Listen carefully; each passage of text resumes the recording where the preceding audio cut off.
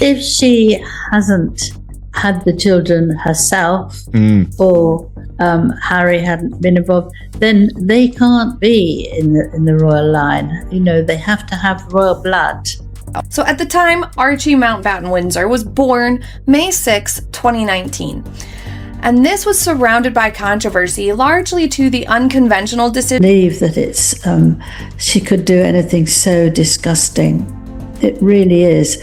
The thing is, I wonder if she'd asked anyone about this, and if they said to her, "Oh, goodness." You know those mornings when everything looks totally normal? Bright studio lights, fake laughter, hosts pretending to be best friends? That's exactly how it started. Just another fluffy morning show with the usual royal chatter. But then Angela Levin opened her mouth and oh my God, the energy in that studio shifted. The hosts froze. The crew literally stopped moving. You could feel the tension through the screen. It was like time slowed down. And in less than a minute, Angela dropped a line that sliced through every royal boundary ever drawn. People had tuned in expecting lighthearted talk about tiaras and tea parties, but instead, they got a verbal explosion that cracked the royal image wide open. Because when Angela looked straight into the camera and calmly said, "They have to have royal blood," the silence was deafening. Then boom, the internet detonated. That wasn't just gossip anymore. That was a royal truth bomb exploding on live TV, shaking the very brand of the monarchy itself. When Angela Levin opened her mouth, the air changed. Hosts froze. Now, to get why this was such a massive deal, you need to understand who Angela Levin actually is. This woman isn't some clickbait blogger hunting likes. She's a royal biographer, the kind who says what palace PR teams pray no one ever repeats. Her entire career is built on exposing inconsistencies. When she speaks, royal officials sweat. Meghan's lawyers probably have her name on speed dial. And that morning, she wasn't talking about royal fashion or tantrums at the palace. Nope, she went straight for the jugular, royal births. See, royal births aren't just hospital visits, they're rituals. There are traditions, the hospital announcement, the doctor's statement, that iconic photo on the hospital steps. Proof that everything's official, documented, and legitimate. But that never happened with Archie or Lilibet. And Angela? She said it out loud, live, global, unfiltered. You could hear gasps from the audience. Half the viewers froze, the other half hit record, because she had just broken the one rule everyone in royal reporting quietly agreed on: never question the babies. They can't be in the royal line.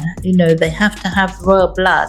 And here comes receipt number one, that broadcast itself. Angela's delivery, ice cold. No shouting, no drama, no gimmicks, just pure surgical precision. She started asking, where were the doctors? Where were the photos? Where was the official statement? Each question hit like a wrecking ball. She pointed out something nobody could argue with. No royal birth has ever been this secret. No hospital steps, no witnesses, no medical bulletin, just Harry's word and Meghan's smile. Then she stopped, looked dead into the camera and asked if tradition was skipped. Why? The hosts? Speechless. The studio? Frozen. And somewhere across the Atlantic, you just know a royal phone was ringing off the hook. And then came receipt number two, the meltdown. Within hours, leaks started pouring in. Harry wasn't just annoyed, he was furious. Sources said he was pacing, yelling, calling staff, slamming the phone about dangerous lies. But here's the twist. His overreaction only made it worse, because when you panic that hard, people assume there's smoke for a reason.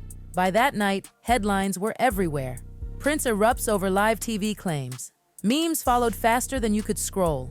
Harry's face plastered over reaction posts. Captions like, "When the truth hits harder than PR." Even his supporters couldn't explain the outburst. And while Harry was spiraling, Meghan vanished. Receipt number three, the vanishing act. No statements, no photos, no social media, nothing.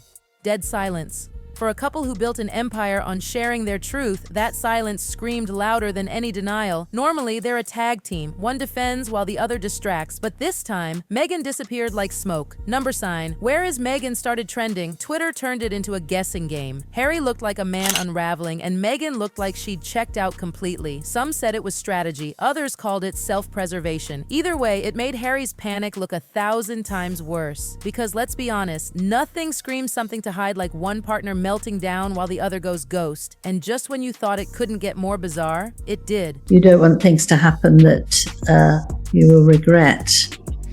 Big time. And of course, the mainstream media, certainly Radar Online, starting to pick up on the surrogacy scandal now. The internet did what it does best. It ate the drama alive. TikTokers reenacted Harry's meltdown. YouTubers went frame by frame through Angela's interview. Twitter was a wildfire of timelines, screenshots, and theories. One viral post said, "Every royal baby has a hospital, a doctor, a statement, except theirs." Why? Another tweet that blew up read, Angela Levin just did more journalism in 6 minutes than Netflix did in 6 hours. Even late-night hosts jumped in. Clips of Angela's calm, collected face were edited next to Harry looking stressed, captioned, "When she's calm and you're guilty." And the more people joked, the bigger it got. Suddenly, even folks who never cared about the royals were watching. Because this had it all: mystery, emotion, and a prince unraveling under pressure. Would you believe Angela if you saw that clip? Drop a comment. I need to know what you think. Now, royal births are supposed to be, the details have to be made public because they have to reassure the United Kingdom that they meet the legal requirements. Behind palace doors, it was chaos, total panic mode. The Sussex team reportedly rushed into emergency meetings, phones ringing nonstop, PR drafts flying everywhere. Even Buckingham Palace stayed silent. No one knew what to say, because if they denied Angela's claims, they'd have to prove it. But if they stayed quiet, well, that silence spoke volumes.